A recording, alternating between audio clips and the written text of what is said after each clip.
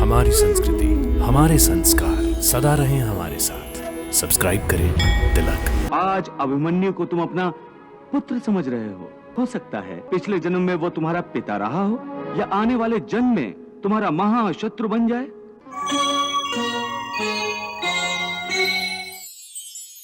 हे अर्जुन, ये रिश्ते शरीर के जन्म के साथ पैदा होते हैं और शरीर की मृत्यु के साथ मर जाते हैं। इसलिए इन रिश्ते नातों के चक्रव्यूह से बाहर आ जाओ। आत्मा अमर है, इस अमर सत्य को पहचानो। रिश्ते तो बदलते रहते हैं, इसलिए तुम्हें न रिश्तों से मोह करना चाहिए, न रिश्तों के टूटने का शोक करना चाहिए।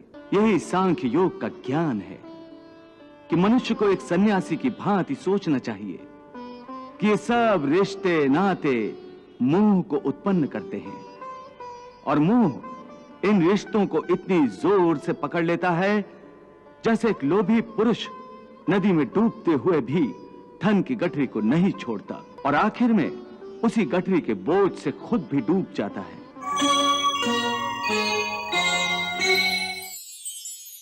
अपने मन को सन्यासी बनाओ और इस मोह के बंधनों को छोड़ो और इस बात पर ध्यान दो कि इस समय तुम्हारा कर्तव्य क्या है, तुम्हारा धर्म क्या है और उसी के अनुसार कर्म करो। एक तरफ तुम सन्यास की बात करते हो, सन्यासी की भांति सब नाते रिश्तों के बंधन को तोड़ने को कह रहे हो, और दूसरी ओर मुझे कर्म करने को कह रहे हो। ये दोनों बातें विरोधी हैं। तुम जानते हो कि मनुष्य जब कोई कर्म करता है तो उस कर्म का कोई कारण होता है। इसलिए यदि मनुष्य सारे रिश्ते तोड़ देगा, अपनी भावना को त्याग देगा, तो फिर वो कर्म किसके लिए करेगा? अपने धर्म के लिए। अर्थात धर्म के लिए भावना की आवश्यकता नहीं होती। धर्म के लिए भावना की नहीं, बल्कि अपने कर्तव्य के ज्ञान की आवश्यकता है। क्या तुम बता सकते हो कि पिछले जन्म में तुम्हारे किस रिश्तेदार ने तुम्हारे लिए कितना विलाप किया था? नहीं केशव, ये मैं कैसे बता सकता हूं? मुझे तो ये तक याद नहीं कि वो कौन थे। जिस तरह तुम अपने पिछले जन्म को भूल गए हो, उसी तरह तुम अपने इस जन्म को भी भूल जाओगे।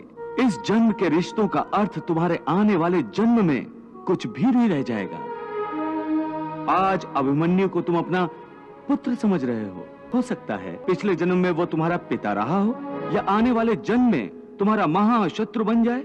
आज तुम जिनको अपना रिश्तेदार समझ रहे हो, जिन्हें आदरणीय समझ रहे हो और इसी कारण उनकी हत्या करने से संकोच कर रहे हो सकता है उन्हीं में से किसी ने तुम्हारे किसी पिछले जन्म में तुम्हारी हत्या की हो या तुम अगले जन्म में उनकी हत्या कर दो।